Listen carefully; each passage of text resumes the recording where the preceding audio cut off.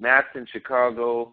I'm in Vancouver, Langley, BC. Natasha's running the PowerPoint down in Portland, and Charlene is up here in Langley with me on our team. So we've got this cluster of people, hundreds of people from all over the nation who are joining in on the chat side. And Matt, you and I met probably, we've known about each other for a long time, but we actually met face-to-face last year at a worship conference down in Seattle and just kind of hit it off, there. And then we saw each other at National Worship Leader Conference a few months ago, and again had a chance to connect and sit down and have lunch together. And I just really like your, the spirit that you carry and a heart for worship and, all that you've done. We found that we relate together on so many levels with what you've done at LoopCommunity and what I'm doing in PraiseCharts. So we just wanted to kind of share our audience together with you and talk about what you're doing, how it overlaps with what we're doing, and hopefully encourage a lot of worship leaders here. So especially those that have experienced technical difficulties in their ministries, they will be able to relate that even we go through that. So, anyway, it's good to have you, Matt. Tell us about how your day's gone so far, and then take us into your world of all that you've done with LoopCommunity. Totally. Well, so far my day has been good. I walked down the street and got Starbucks with a friend, and I've actually just been looking through some loops that have been uploaded to the site recently. But the whole idea of LoopCommunity is to help two different sets of people. One are people who really want to use loops in worship, but they don't know how to make them. Maybe they don't have the time to make them, and they don't know where to get them. So the website is a place where you can actually download tracks, but it also helps the other side where there's worship leaders, all over the world who are making loops for worship songs. And LoopCommunity is a place that they can share those loops with other worship leaders. So they upload them to the site where other worship leaders then can download them. So it kind of ends up being the iTunes, of worship tracks. Mm-hmm.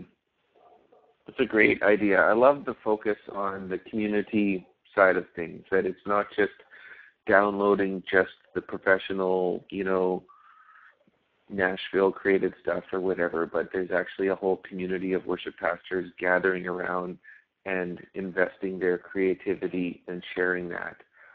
So that's a great concept that you guys have. Well, yeah, and I think there's one of the big barriers I think for people in using tracks is just the learning barrier. And they're like, well, do I really want to spend a bunch of time, and money buying software, buying interfaces, buying hardware, and then spending time learning the software, learning how to make them.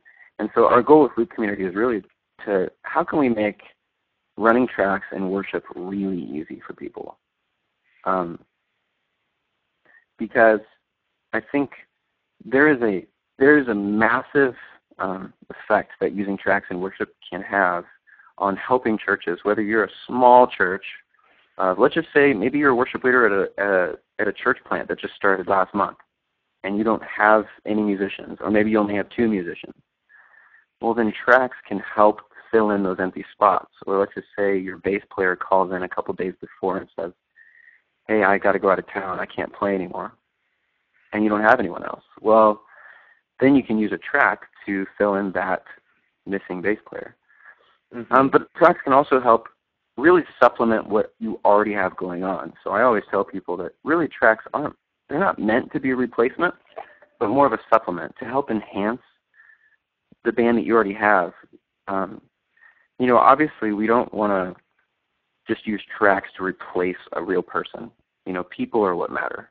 And so for sure the number one goal in your church should be to raise up musicians. Find that, young junior high student who wants to play guitar and teach them how to play guitar and get them going. People are number one. But tracks can really be used for maybe when you don't have people, or someone calls in sick and can't show up, or maybe you don't have super strong, maybe you have a keyboard player that's not really strong, then you could have a track that plays along with them that kind of helps, almost as training wheels. There's a lot of people I know that are using tracks as well for a rehearsal tool. Mm-hmm. So you could, download a track for a song and then have your electric guitar player solo out that electric guitar part and learn the part. So do you ever find, how do we keep from having all these tracks and production, from making the worship experience so mechanical, and where's the Holy Spirit in all of this, and where's how he wants to lead a song, and suddenly you can't repeat the chorus or go to the bridge or all those kinds of things that we assume are a part of a real Spirit-led worship time. So how can we guard from worship becoming this kind of mechanical reproduction and keep it live feeling on Sunday mornings? That's a good question. That's one of the main questions I think we get at LoopCommunity as well. How can I still be spontaneous? What happens if in a chorus, in the middle of the song, I want to jump around to another section and do another chorus? And that's what's the beauty of, there's a piece of software out there. I bet many of you out there are using it. And if you're not using it, maybe you've heard of it. It's called Ableton Live. And unfortunately, this is what I wanted to show you guys on with the audio. But Ableton Live is a great piece of software that lets you run tracks in a live performance. And it's really flexible. It allows you to jump around to different sections of songs on the fly. So you could use a foot controller. So we have a foot controller that we call Looptimus. And, you can put it down by the worship leader's feet. It just plugs into your computer via USB. And what's cool is with using Ableton Live, you can use the controller to jump around to different sections of the song. So I can hit the chorus button, and it'll go back to the chorus. So if you're using software like that, you're not stuck to an arrangement, right, which is really great. You can use the power of tracks, but not be stuck. Now, I think the thing with that is, if you've got that many elements going on, you got to be super prepared and rehearsed. Like, you got to know the song, know, your band, and know this kind of foot pedal, because if you start clicking on the wrong things, and you're in a live setting, your mind is going to trigger into this kind of nervous adrenaline, and stuff's going to start going wrong. Kind of like what we've experienced this morning, right? Like, you just got to really know what you're doing, and don't dive into it until it's got to almost be like second nature, natural to you, I would think, before you bring some of this technology into worship, or it's going to feel very mechanical. And people are going to be able to tell by looking at your face that you're more focused on those 6 buttons on the pedal down in front of you than leading the church in worship, because you're in over your head. I imagine lots of people must kind of fear that you get mentally in over your head and you lose your spirit connection to worship, right? So, right. Well, yeah, and I think that's something concern. And with I think with loops and MultiTracks, you have to think about it as another instrument. So it's another instrument in your band, but it's also another instrument that you're learning how to play. And so as a worship leader, I remember when I first started using them, it was about 10 years ago, and I had never once even heard of using tracks in worship. And a good friend of mine, his name's Robbie Ryder from the Vineyard in Cincinnati, he came up to me and said, "Hey, man," and I was leading worship at a conference that night. And he came up to me and said, "Hey, man, do you want to try running loops tonight?" And I had never done that before in my life, and I was already nervous about this conference. But, he sat down with me for about 30 minutes and showed me what to do. And I totally got the hang of it. Like, I feel like it's not a huge learning curve. It just takes practice. You got to do it a couple times. And once you've done it a few times, you can do it without thinking. Mm-hmm. Now, here's what I'll say about the spontaneous stuff. For a long time, I set up my controller so that I could jump around to different sections of songs. Because I think I liked the idea of being able to jump around. I thought, well, if I want to jump around, I want to be able to. But then I realized that, most of the time when I'm leading worship, and this is kind of like, you need to think about maybe your worship leading style. But for me, I realized that most of the time when I play a song like Forever Rain or How He Loves or something, I actually end up playing it the same way every single time. And if I do change it, if I do throw in like another spontaneous chorus or bridge, it's usually at the end of the song anyway. And by then the track's over. So I realized, I might actually be creating more work for myself than needed, where I could just, prearrange my song, hit play, play through the entire song and the arrangement that the track is. And then when the song's over, when the track's over, then I could always still do another down chorus or do another bridge. And so but it really depends on your worship leading style, Mm-hmm. For me, I wasn't changing things up a lot in the middle because I also didn't want to throw off my band from what we rehearsed. But if you are someone who does want to jump around in the middle of a song, you can totally do that with Ableton Live. Okay, so Matt, while you're talking here, I'm watching the chat side, and I appreciate so much everybody who's making comments, asking questions, and all of that. It really gives a great live sense to all of this. There's a number of people who are listening who are saying, I feel, first of all, I'm seeing the word fear. People are afraid to jump into something that they don't know, they're not familiar with, and they're like, could somebody just show me how to set this up? How do I actually start? Where do I even go? And I think, Matt, that was our goal here from this webinar, is you were just going to open up Ableton Live and make it like a clean slate and then just show people how simple it is to just grab a track. You can get it from LoopCommunity, from PraiseCharts, from MultiTracks.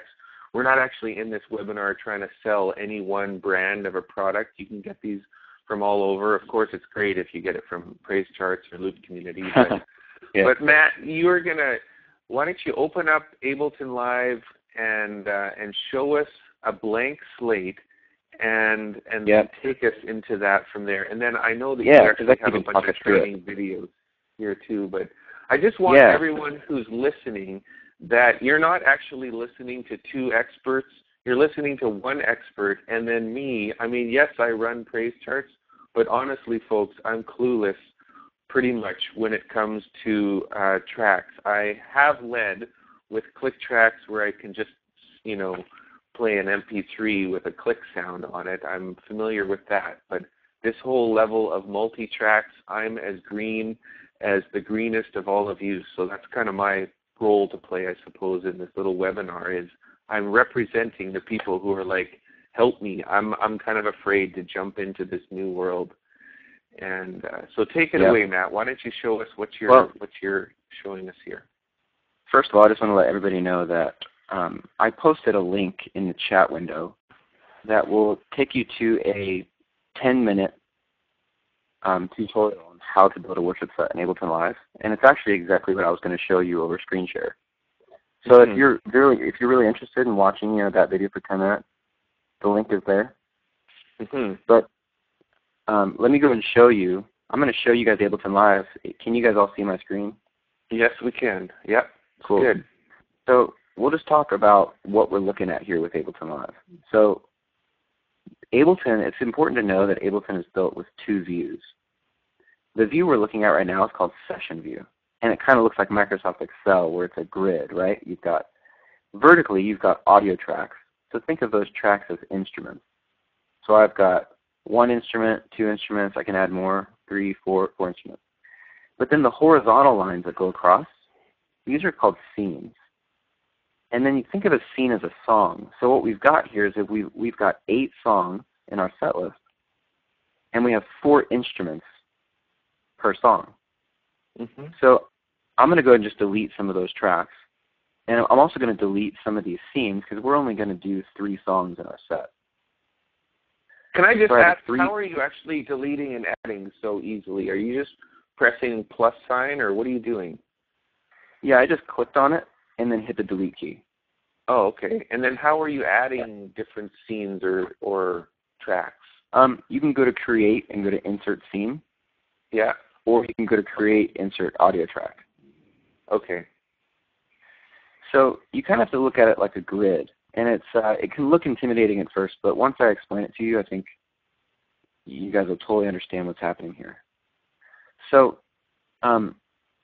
there's one other view, before I move on, there's one other view in Ableton, and it's called Arrangement View. And you get there by hitting the top icon in the top right corner. It's a little 3 horizontal bars.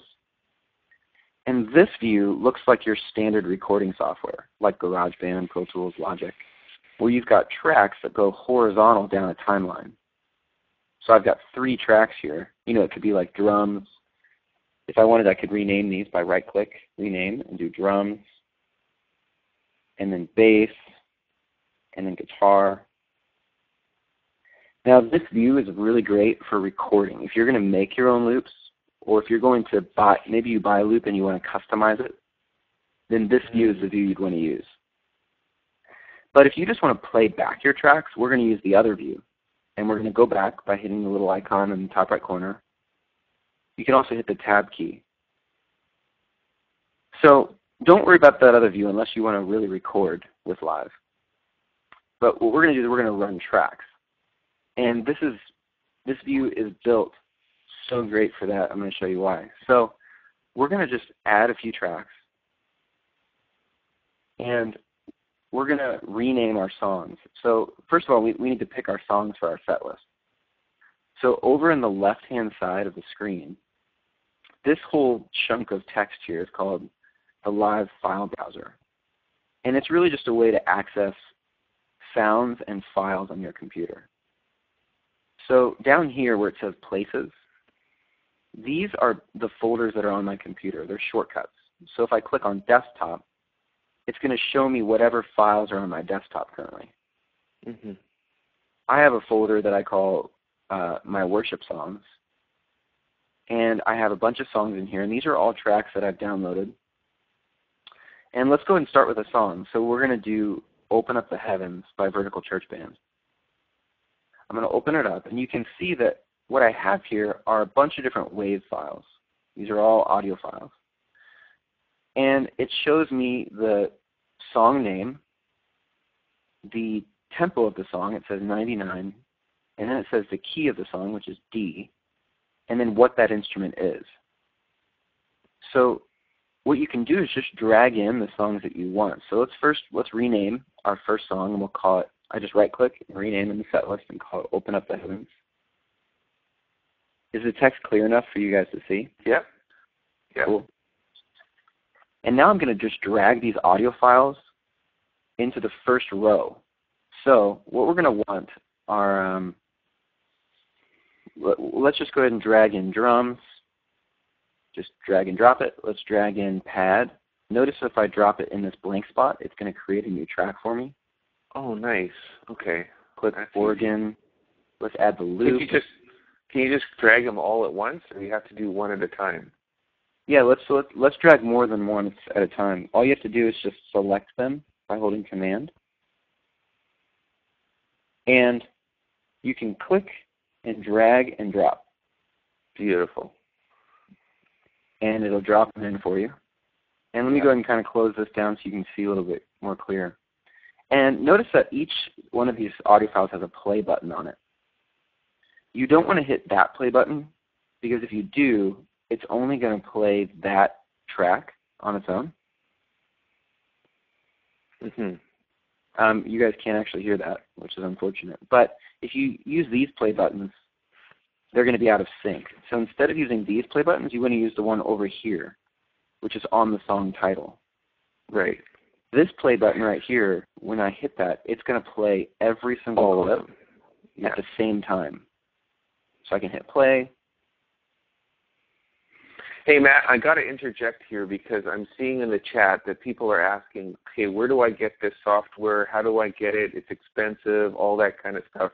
I think we neglected to tell people, about where they can get this, how much it actually is, and maybe we should just kind of assume that it's obviously Ableton isn't the only software that you can do stuff like this from. Some of these principles will apply to other pieces of software, but we're specifically talking about Ableton here just because it's really practical to use and highly affordable. So why don't you tell us quickly, Matt, about the Ableton Live intro, which is what you're using here, how people can get that. Right. Okay.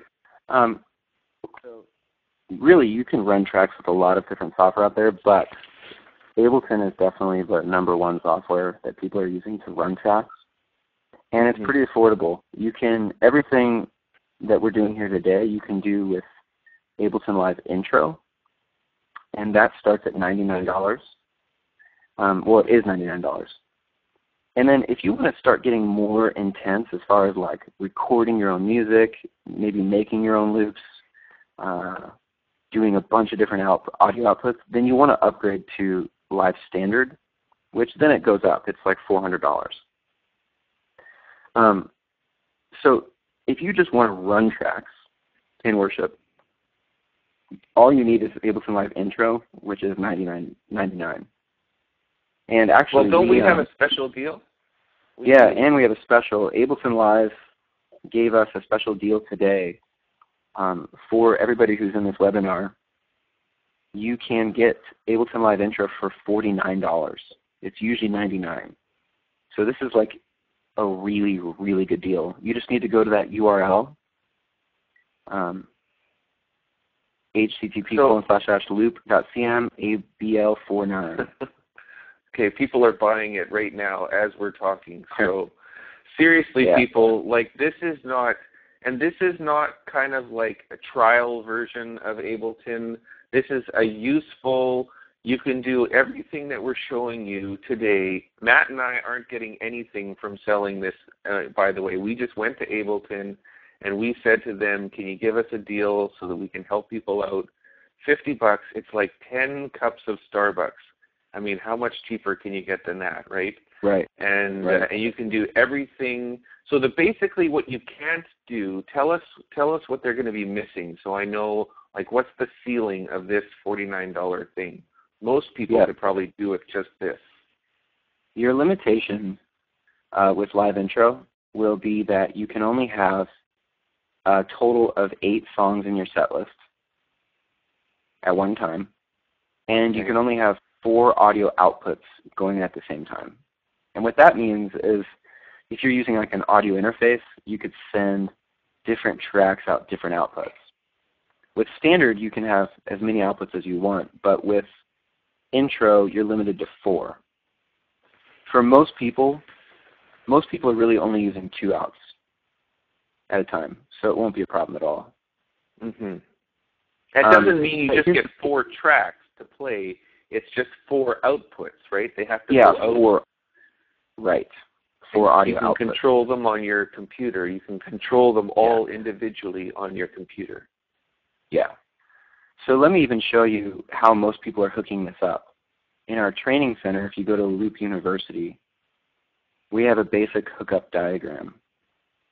And this is how most people are connecting Ableton Live to their sound system. So you've got your laptop with Ableton running all of your tracks. And then all you need is a simple headphone cable that splits to 2 1/4-inch cables. And you can get this cable on Amazon for like $3. And what you're doing is you split the click and the band cues. So the band cues say like verse, 2, 3, 4, and the metronome. And those go out into the left-hand side of your headphone jack and go into a separate metronome, or a separate DI that then your band listens to in the in-ear monitors. And then the loop, where all the audio goes out of the right-hand side of your headphone jack. And you send that to your sound system and tell your sound guy to crank it.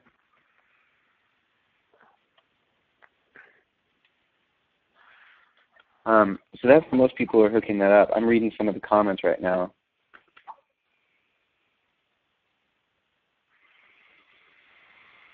Looks like we got some people going to the site to get Ableton 49.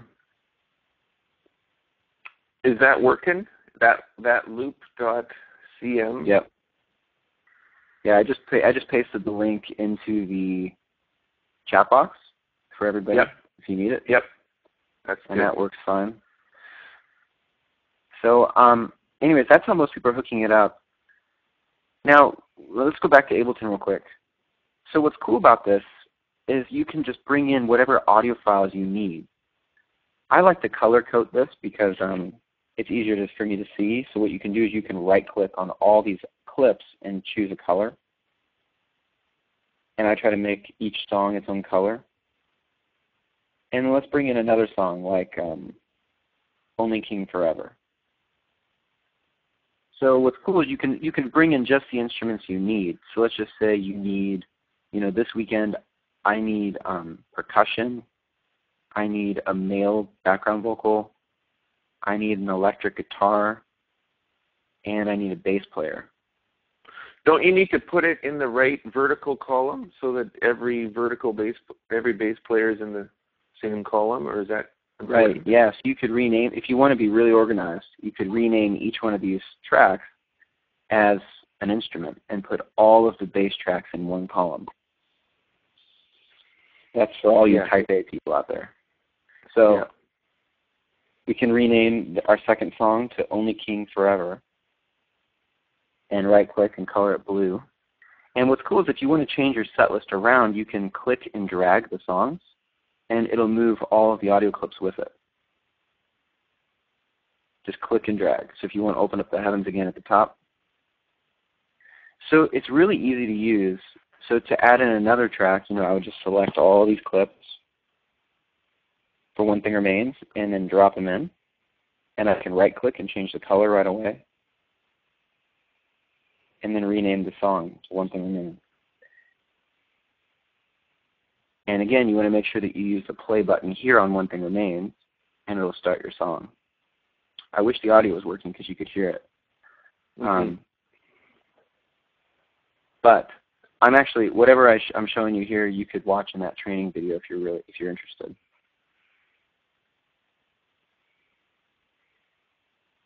Now, what's cool is you can also use, you can assign key commands to start and stop your songs.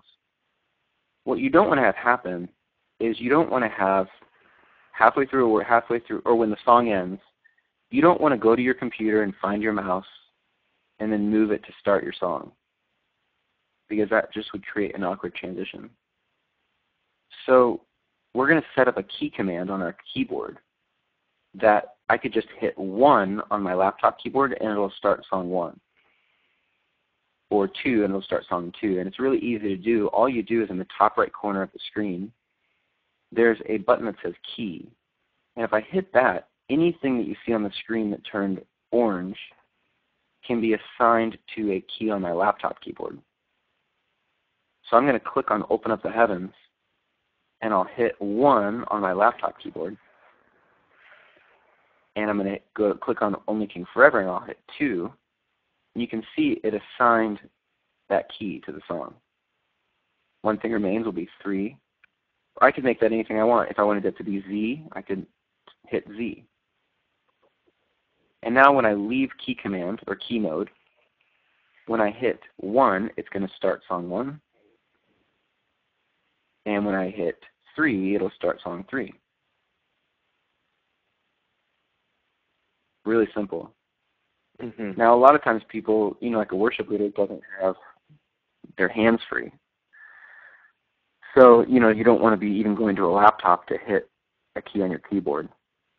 That's more for like if you have your drummer running your tracks or your keyboard player. If you go to a concert, maybe like a Chris Tomlin or Hillsong concert, a lot of times you'll see a laptop backed by the drummer or backed by the keyboard player.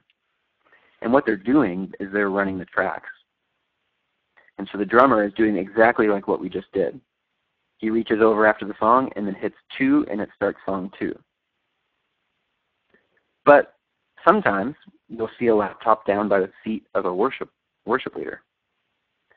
And that is if you want your worship leader to run your tracks. And this comes down to preference, really. My personal preference is I believe that the worship leader knows best when they want to stop a song, when they want to start a song, when they maybe want to pause and pray and say something.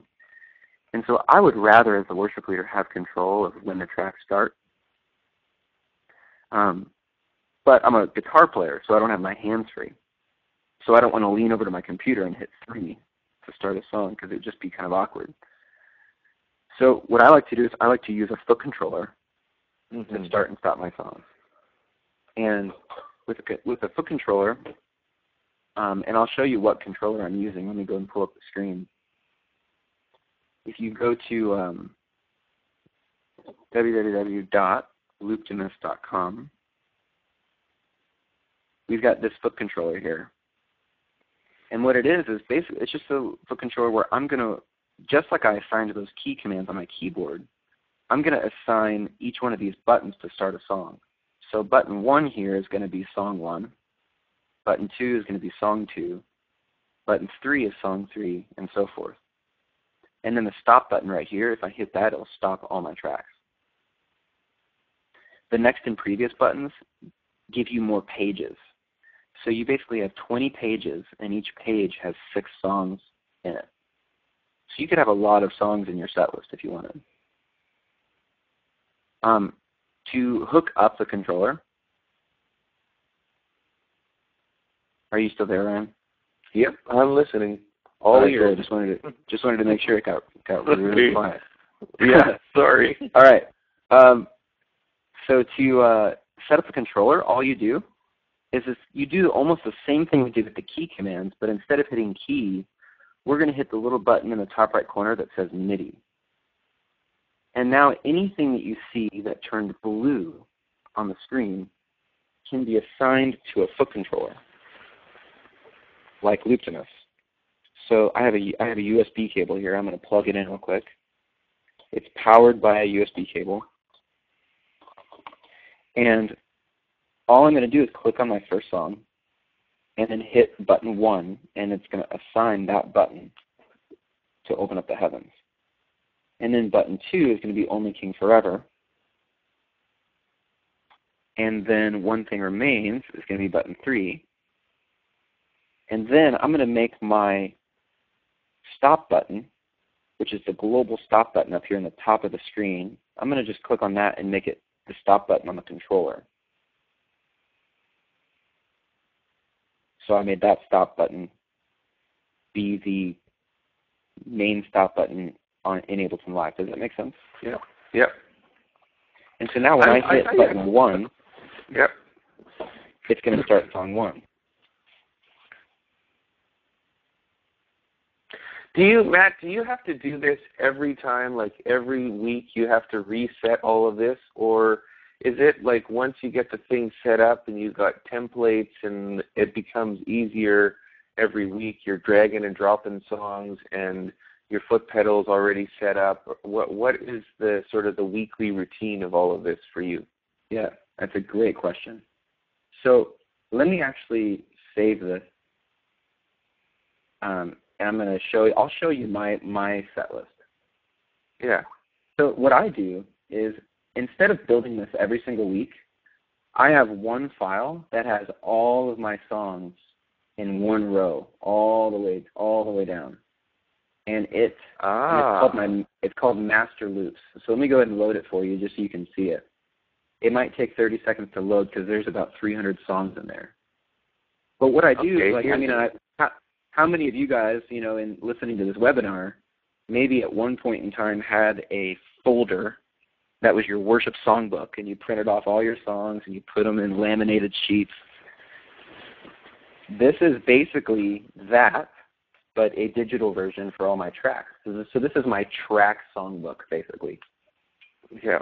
So I'm kind of letting you guys peer into my world here a little bit. This is, and it's loading up. You can see there's a lot of samples that's loading. Mm-hmm. But I've been, it's taking a while because I've been doing this for 10 years, so I've got a lot of songs in here. And you're just constantly building this master file. It's getting bigger and bigger every week, right? Like these are bigger and bigger. Yeah. Nice. Yeah. So what's cool is every song I've ever done is in here. sorted alphabetically.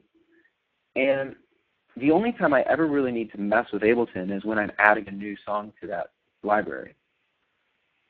So what I do on a Sunday morning is when I get to the church, I load up this file, and then all I do is I reassign my controller to play what songs I'm doing that weekend. Man, that sounds so easy. It's very easy. It takes about 2 minutes. I literally probably spend 5 minutes in this software a week. And no way. 3 minutes of that is just adding whatever new song I'm doing that week. Yeah. And the other 2 minutes is me just reassigning the Midi by clicking on the blue Midi button to reassigning my controller to play back whatever songs I've got. Because you've got stop is already programmed and play and all those other side features. You don't have to redo that, do you? Right. Nope, not at all. Beautiful. This is a great idea. So, yeah, because there's no need to put in the work every time, you know? Yeah. I know, I've talked to a few guys who said, well, yeah, I spend, an hour every week building an Ableton session. And you just don't need to do that. Just make one and have all your songs in it, line it all up, and exactly. Yeah, that's great. So, Ableton Live Intro, again, just so you guys know, though, the limitation is that you can only have 8 songs in your library. So what I would do, you can always upgrade it. So what I'm doing here, you could not do with Intro. However, what I would do if I were you, if you're just getting started into this, I would get Live Intro and try it out with a worship set and see if see how it goes. I'm sure once you start using them, you won't want to stop. But you can always upgrade later if you need to. So if you decide later that you want to upgrade, you can do that really simply through the Ableton website. If you guys are interested in that controller, you can get it from LoopCommunity.com. It's $2.99, and it's really simple to use. You just plug it in via USB, and that's how you can assign the controller to Ableton Live. Mm-hmm.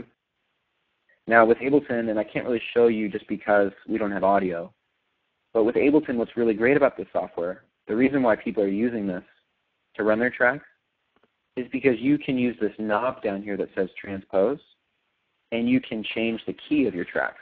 So let's just say you get into rehearsal and you're like, wow, my voice isn't feeling very good today. I wish this song was lower.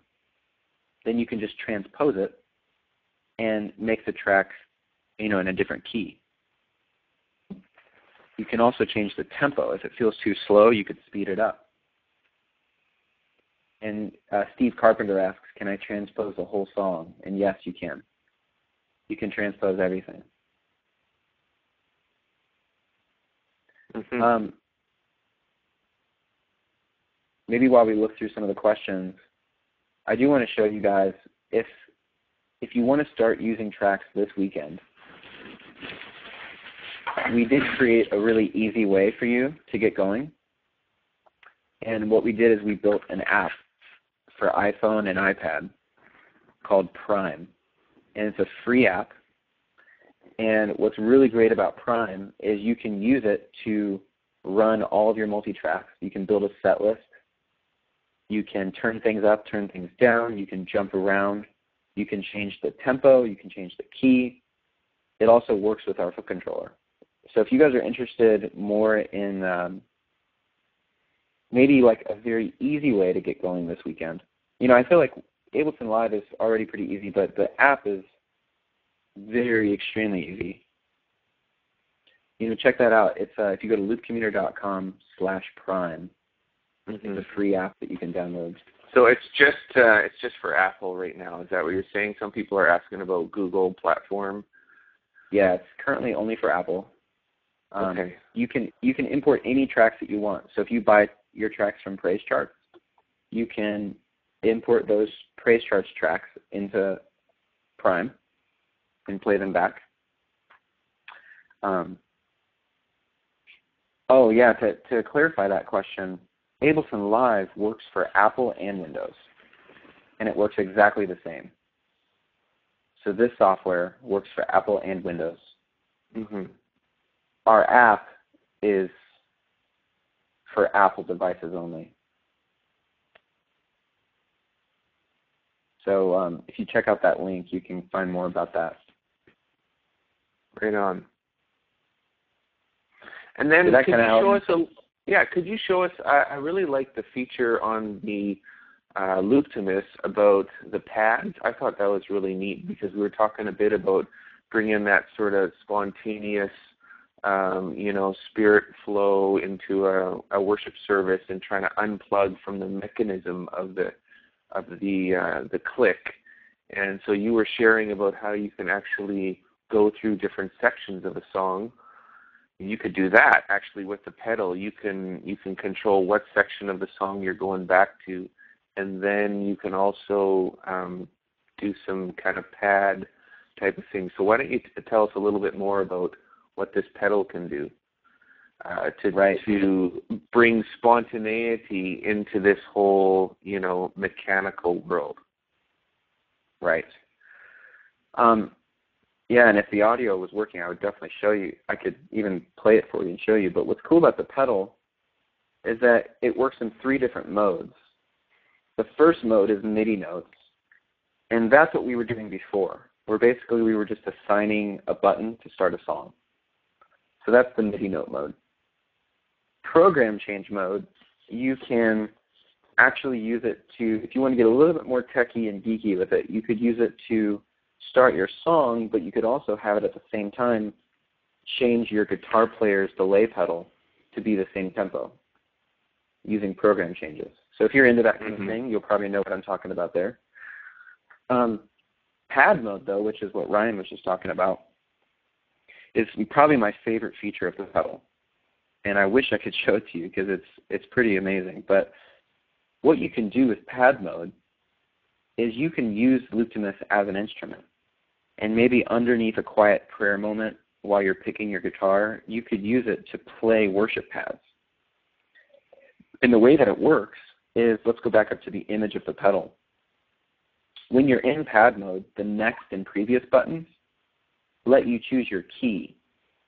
So I could cycle through the key of my song, so it would show me on the screen, A, B flat, B, C, C sharp, D, and so forth. You could choose your key, and then you can use buttons 1, 2, 3, 4, 5, 6 to play the chord for that key. So if I could use the next and previous button and go to the key of C, then I could use the 1 button and play a C chord. Or I could hit the 4 button and play a 4 chord. Or hit 5 and play the 5 chord. And what it would do is it actually fades in a really nice pad underneath whatever you're doing. Sounds really nice. Yeah, it's really great.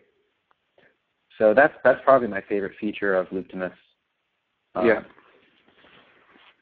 So I'm just having a thought here. When it comes to people dealing with your fears about this, it's too much technology. It's going to make our worship service mechanical or distract me. There's really no way around that other than taking the time to get comfortable with all of this. And for hundreds of years, we've always had to deal with. There's always something new to learn and progress and grow. And people, we just have to accept that it's not a loss of the Holy Spirit or true worship as more technology comes in. These are gifts and intelligence that God's given us, and we've always been dealing with new things to learn and embrace. But the key is, if you want to go into this on a Sunday morning live in front of hundreds of people and you don't know what you're doing, then you're going to mess up.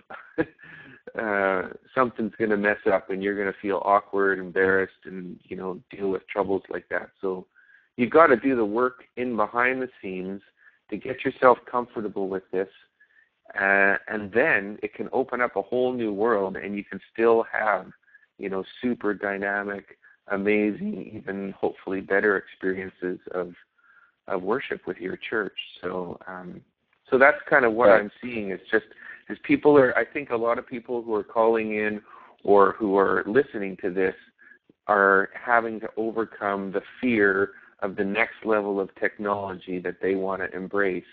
And then, we've got all these other guys who are in the chat world, and they're very comfortable with it. They got answers. They've been doing it for weeks or years or months or whatever.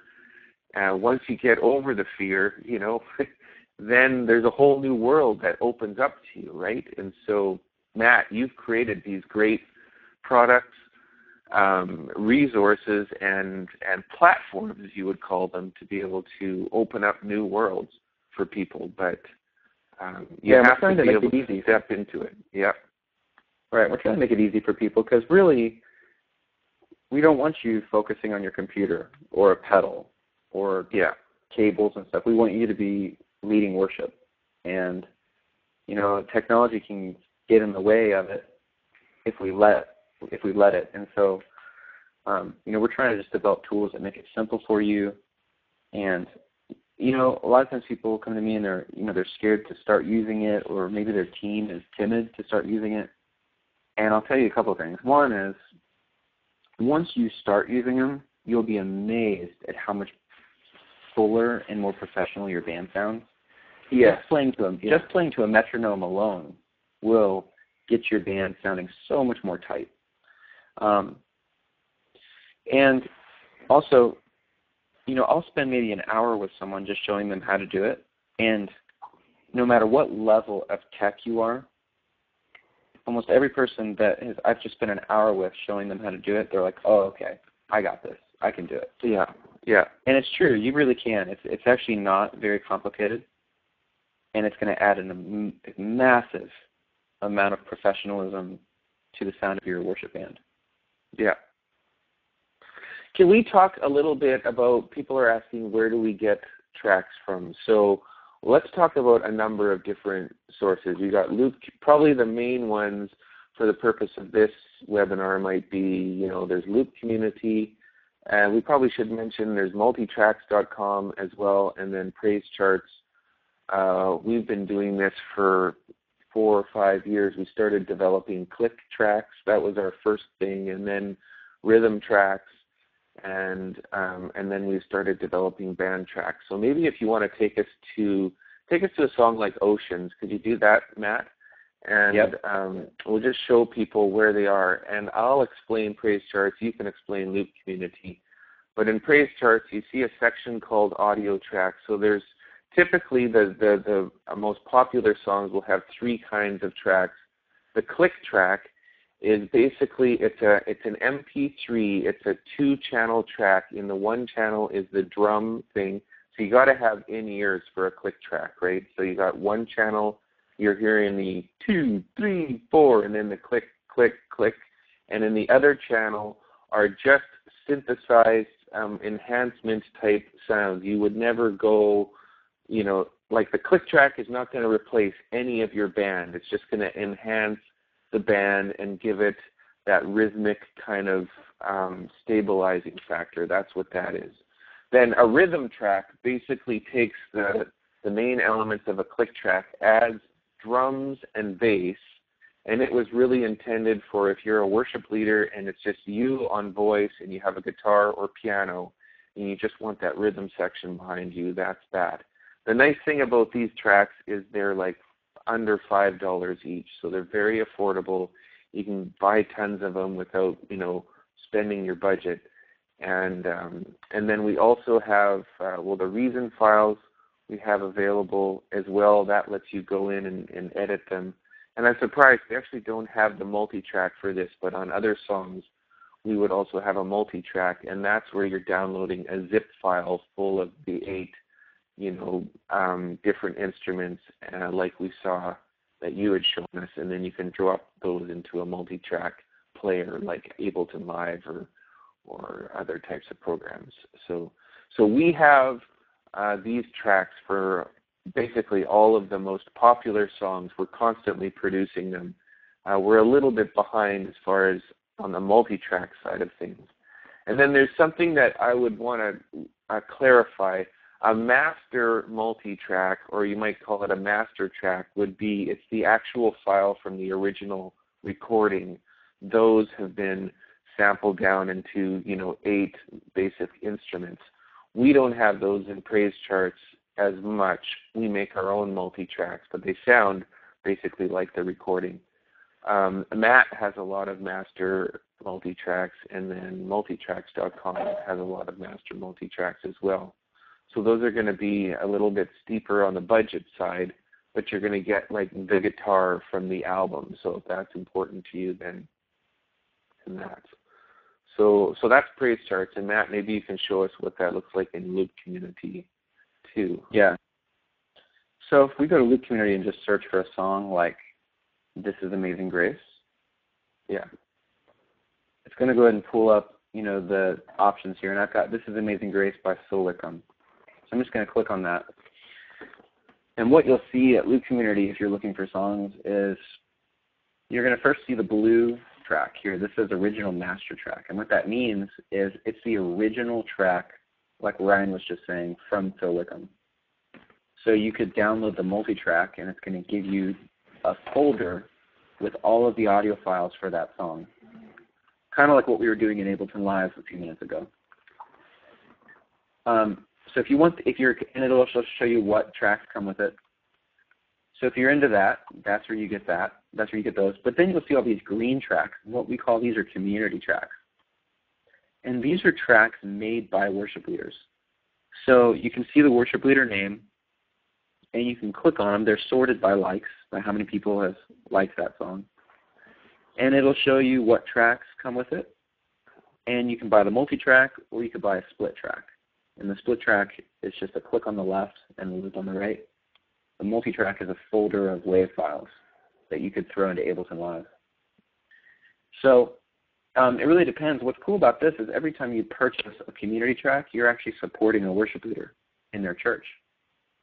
So, a lot of these guys are worship leaders, and they make these tracks for their church, and the money goes right back to their church, which is really cool. But so that's how you can get tracks from LoopCommunity.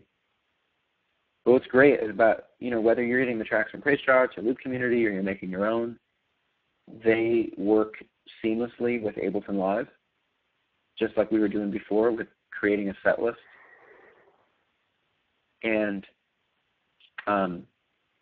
you can also customize them too. If you wanted to customize the arrangement, that's a whole other training seminar, but you can actually use the other view in Ableton that I was showing you earlier, this view here, and you can bring in all of your tracks into this view and actually chop up the different sections of the song and move things around and make it your own, I think when I do One Thing Remains, I always do 2 choruses at the very beginning. So I could kind of customize this and make it my own. The thing is, you have to do the work of customizing it for yourself. But for you, Matt, once you've done that and you've set it up the way you like to lead it, maybe it's even in the key that you like to do it in and all of that, then it's basically done for you, and you're just building your own world of worship songs that you are constantly building and taking with you wherever you go. And now you're basically in a place where on any given Sunday you could lead a great set of worship with a full band or not with a full band and be ready in 5 or 10 minutes, right? Because you've done the work to get ready and custom molded it to yourself. I don't know if it would be relevant for anyone to just download your set because, maybe those aren't the songs that they sing and they're not in the keys or the tempos or the arrangements, but everybody has to do their work and kind of learn this for themselves. But I guess what I'm saying is you don't have to redo the whole process every week. You can kind of build your own kind of platform inside this. So. Yeah, exactly. You build your own song library of the arrangements that you do. And that's what's cool about Ableton. You can use it to record, make your own tracks. You can use it to customize your tracks and make them your own. And you can use it to play back your tracks, which is what this view is for. Yeah. And there's a lot. We're only scratching the surface of what you can do with Live. There's a lot of churches out there who are using this software to also trigger their lighting cues, trigger their lyrics on ProPresenter. Because if you think about it, if you're playing to a track that is exactly in a set arrangement with cues that say verse, 2, 3, 4, you might as well have your lyrics change with it. And so you can actually sync up your tracks with your ProPresenter computer and have the verse lyrics come up right when that band cue plays. But, I always tell people you can get as nerdy and geeky with this stuff as you want. Yeah. It just depends, what you want to do. But we have a lot of training videos for free. If you go to loopcommunity.com and click on training and go to Loop University, I've made a lot of YouTube training videos that teach you all sorts of things. How to hook it up, how to use multi-channel outputs if you want, how to automate ProPresenter, how to use MultiTracks in Ableton, how to create a master loop library, how to customize your arrangements, how to change the key of the song.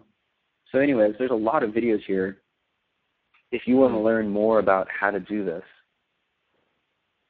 And all of those videos and it's all of that is free. Yeah, so that's free. Beautiful. That's beautiful. Because reality is there's a ton of questions that are coming in, and we're not going to be able to get to answering all of the questions.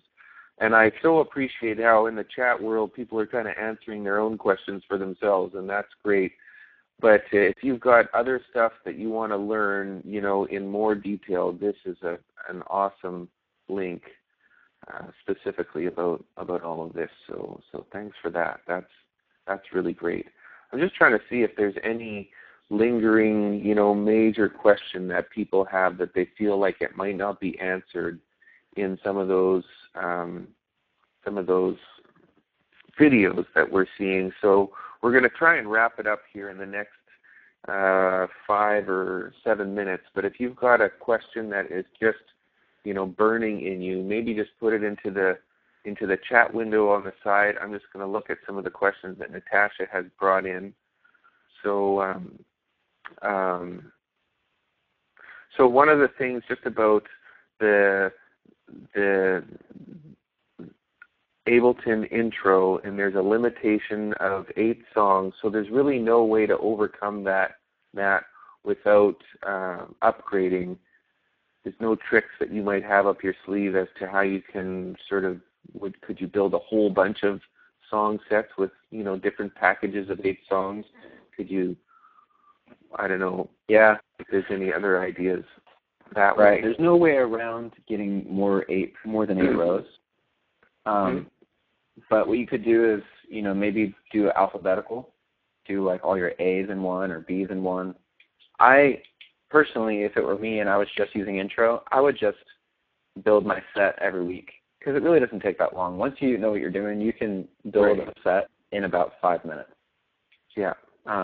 So it really doesn't take that long. My whole master loop library is more of just a convenience. Yeah. So yeah, there's no way to get around that. You'd have to upgrade to standard, which is a couple $100 more. But if you want to just get going, $49. This is really what most people will need. Right. Most people won't need more than that. So yeah, again, for you guys who are interested, Ableton gave us a deal for this webinar only to purchase Ableton Live Intro for $49 today. It's usually $99. So check that out. Mm-hmm. Can you open up, another question I'm just seeing here, can you open up one of your tracks and show us how you've got some markers set out with some of the songs? Someone was just asking about that, how you set up, the different sections of the song. Do you have that you could show us? Yeah, let me go ahead and pull it up. And basically, to summarize here, is this is a view that's basically mostly about seeing a whole set of songs, and then this other view you were showing us goes into the one song, and it's going to show you like all the markers and the different tracks, right? Right. Those are the two icons up on the right. So so over here, I have a list of about 9 songs here, and these are all whole tracks, which means that if I play Open Up the Heavens, it's going to play Open Up the Heavens from the beginning of the song all the way to the end. Right. But down here for Forever Rain, what I did is instead of one song per row, what I did is I actually put a section of a song per row. So I've got Forever Rain, which this starts the click. And then I've got verse, chorus, and interlude all in separate rows. And what this allows me to do is to jump around to the different sections of the song. And if there were audio, you could hear that what's cool is that Ableton works on what's called quantization. And what that means is when I tell it to go to the verse, it won't go to the verse until the next downbeat. So as long as you're playing to the click and on time, when I hit the chorus button, it's going to go to the chorus on the next downbeat of the measure. So that's really another amazing feature of Ableton Live. And someone asked, how do you get those sections? And the way I get those sections is I actually use the other view. And I go to Arrangement View, and you'll see that I brought in my song into this view. And what I did is I added little markers. You can just right-click anywhere on the screen and click Add Locator. And it adds these little markers, and I can name those markers, chorus, intro, verse. And I did that for the entire song. And what I do is I just copy and paste those sections by highlighting them, copy, and then paste it into this view. And we'll call that chorus. And then I'm going to go and copy and paste the verse, and we'll call it right here, we'll call it verse. Mm-hmm. And then bridge, copy and paste. And that's a very fast and easy way to create those song sections.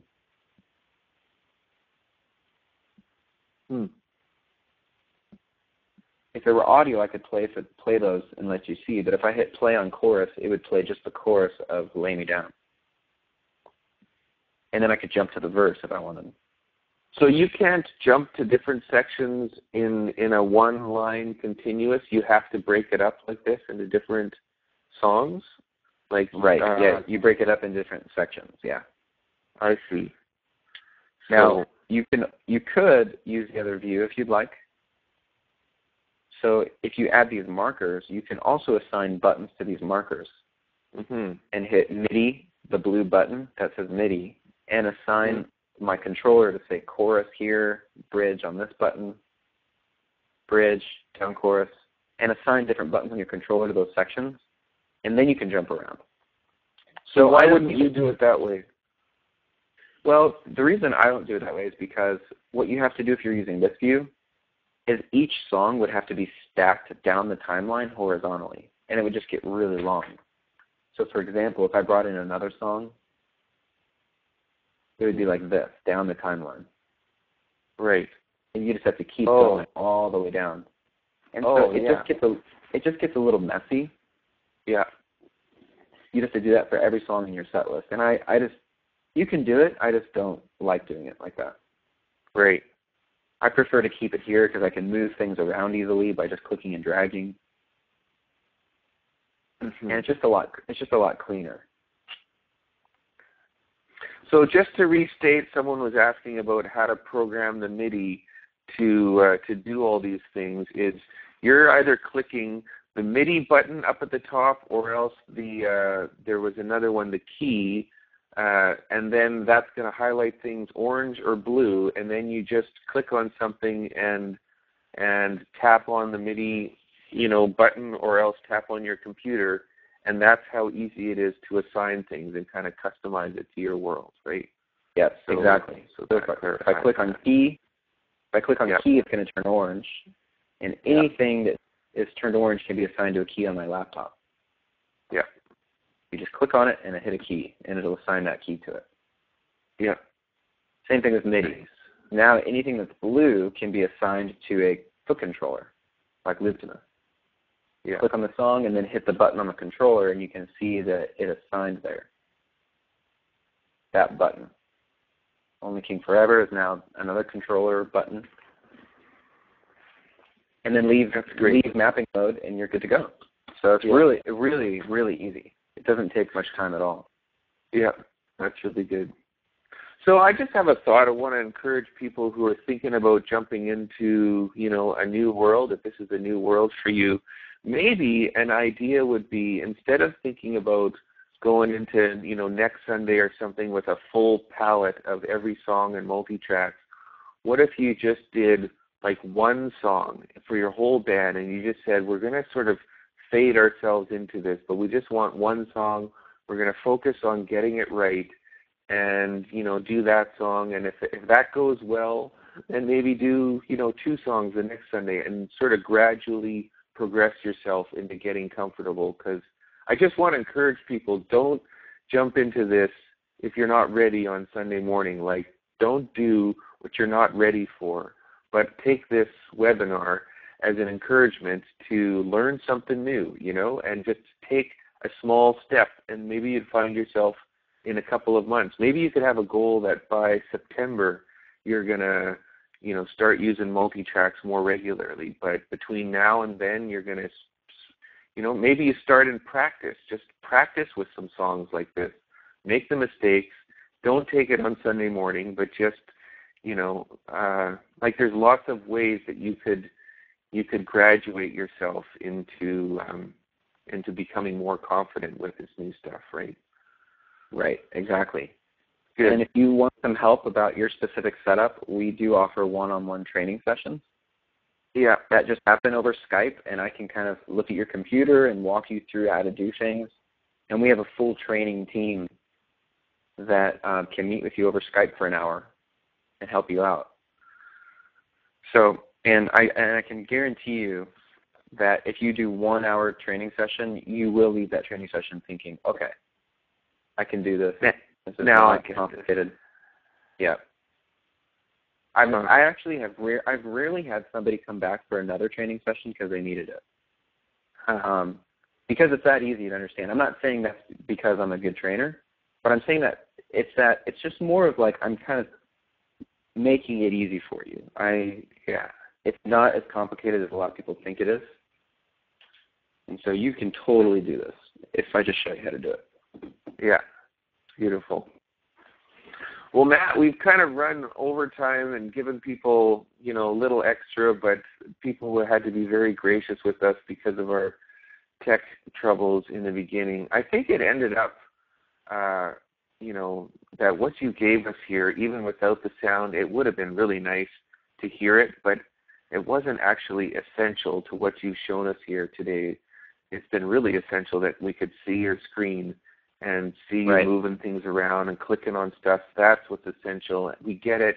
We could have heard the click and this and that playing, but not much was lost here. And so thank you for being thorough with us. Go ahead. Yeah, thank you so much for everybody's patience. For everybody, for you guys who, stuck with us through this with the audio problems, I'm actually going to put a promo code in the chat window. And you can use this code if you want to go ahead and download a free track if you want. Oh, man. Thank you. If you want to. So I'm going to go ahead and paste that into the chat window. But yeah, thank you guys so much for your patience. And I really hope that this can help, what you guys are doing at your church. I think it can really help whether you're a church of 10 people or a church of 25,000 people. Tracks can really help with what you're doing. Yep, it's been great just building a relationship with you, Matt. And, at PraiseCharts, we certainly are trying to convey that we're not just about, it's all about PraiseCharts and that's all we talk about. I love finding other guys. And what I like about Matt, I think this is part of the heart that we share, is both of us kind of stepped out, got that little bit of the entrepreneurial spirit, and yet we love the church and love worship and love the whole world of music and wanted to somehow merge that and offer something fresh and new. And we've both experienced similar challenges and, successes with that. So I really love your heart, Matt, and your desire to serve and to come alongside us in PraiseCharts and, fan our flame, we fan your flame, because we're really all on the same team, ultimately trying to serve people in the church. So thank you for that. Thanks for joining on that mission with us, and we're glad to support what you guys are doing. Yeah, thank you for what you guys are doing, and thanks for letting me join you today. Mm-hmm. Right on. Okay, so for all of you, we're going to kind of wind our webinar down now, and thank you for joining us, for taking the extra time. We are going to record this on YouTube. It's not a highly professional, thing. There's little glitches that we had to go through in the beginning, but if you want to capture this, and you can fast forward to a place that you missed or whatever you want, I'd also highly recommend going to the LoopCommunity YouTubes. There's lots of training there. What was that link again? All those videos, loopcommunity.com/what? There they all are. All the training. Look at them all. Well, there you go. Wow. Boom. That's amazing. Awesome. Look at that. Yeah, we are fast on top of it. So you guys are on it. Cool. Okay, Matt. Okay, thank you everyone for joining us, and we're going to wrap this up. You know what? I always end webinars with prayer, and let me just do that for this one too. Why don't you let me just pray for you and the Lord's blessing in your life and your ministry and this business that you've got going, and then we'll wrap it from there, okay? So, Lord, thank you for Matt and his team at LoopCommunity, and we just pray your blessings on them. We pray for growth of the Loop community. There'd be more worship leaders contributing stuff, downloading stuff. I pray for favor as they are working with publishers, all the different publishers in Nashville and all around America and the world who have got tracks and charts, and the whole world of copyright. I know that's something that Matt cares about too, and he wants to, be appropriate and legal in all of this. And so I just pray that doors would open both for PraiseCharts and for LoopCommunity, that we'd have favor with publishers to be able to work alongside them and help make these songs available to worship pastors.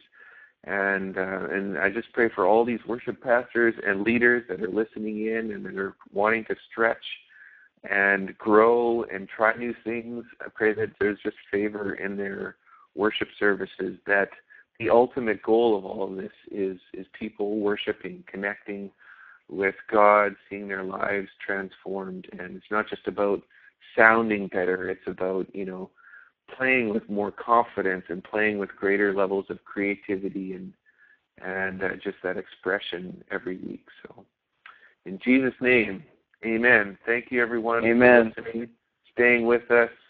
You guys are like a team right alongside of us. I've loved all the chat. I've been paying attention more to it today than I do other times, just because I was able to focus less or more on that. And it's like a big community when we come together sometimes for these webinars and all the chat and stuff that goes on. So if you've got more questions that are just burning in you, we can't answer them all, but you could email me.